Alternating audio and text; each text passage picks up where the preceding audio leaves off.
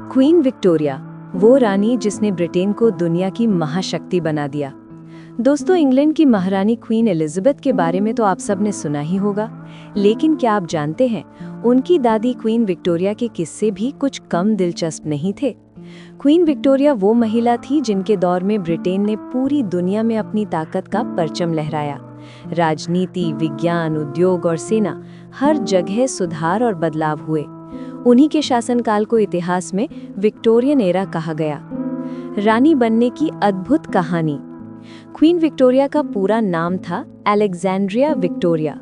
24 मई 1819 को लंदन के Kensington palace में उनका जन्म हुआ, लेकिन उनका रानी बनना इतना आसान नहीं था। 1817 में राजा जॉर्ज III की सारी संतानें या तो गुजर चुकी थीं या उनके कोई बच्चे नहीं थे। ऐसे में राजगद्दी के उत्तराधिकारी की तलाश शुरू हुई और तब ड्यूक ऑफ कैंट यानी प्रिंस एडवर्ड की शादी हुई, जो आगे चलकर विक्टोरिया के पिता बने। विक्टोरिया के जन्म के कुछ महीनों बाद ही उनके पिता का निधन हो गया और जब बाकी सभी उत्तराधिकारी खत्म हो गए तो अब राजगद्दी के हकदार सिर्फ विक्टोरिया बची। 18 साल की उम्र में 1837 में वो ब्रिटेन की पहली महिला सम्राट बनी और इतिहास बन गया। बचपन और संघर्ष। लेकिन उनका बचपन राजसी जरूर था, पर खुशहाल नहीं।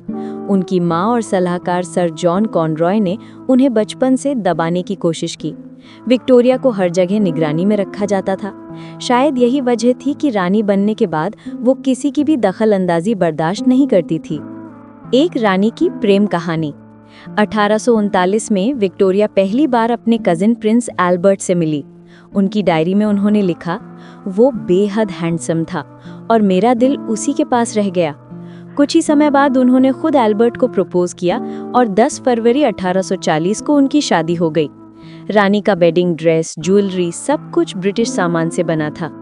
विक्टोरिया और एल्बर्ट के कुल 9 बच्चे हुए, लेकिन एल्बर्ट की अचानक हुई मौत ने रानी को तोड़ दिया। 1861 में उनके जाने के बाद रानी ने खुद को दुनिया से लगभग अलग कर लिया। सालों तक वो शोक में डूबी रहीं और उनका काला ड्रेस पहनना ब्रिटिश इतिहास का प्रतीक बन गया। जॉन ब्राउन और रानी की तन्हाई। अपने अकेलेपन में उन्हें एक सहारा मिला, जॉन ब्राउन नाम के नौकर का।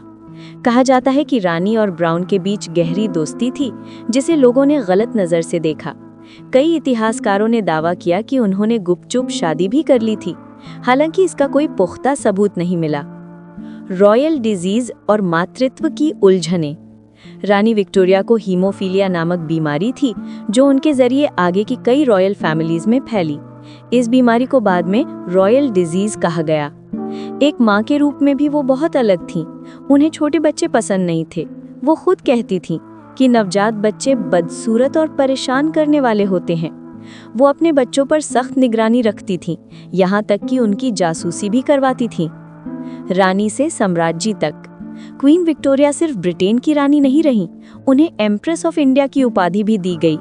भारत में आज भी विक्टोरिया मेमोरियल उनकी याद का सबसे बड़ा प्रतीक है। एक युग का अंत। 22 जनवरी 1901 को 81 साल की उम्र में क्वीन विक्टोरिया का निधन हो गया। उन्होंने 63 साल 7 महीने तक राज किया, जो बाद में उनकी पोती क्वीन एलिजाबेथ द्वितीय ने तोड़ा। निष्कर्ष।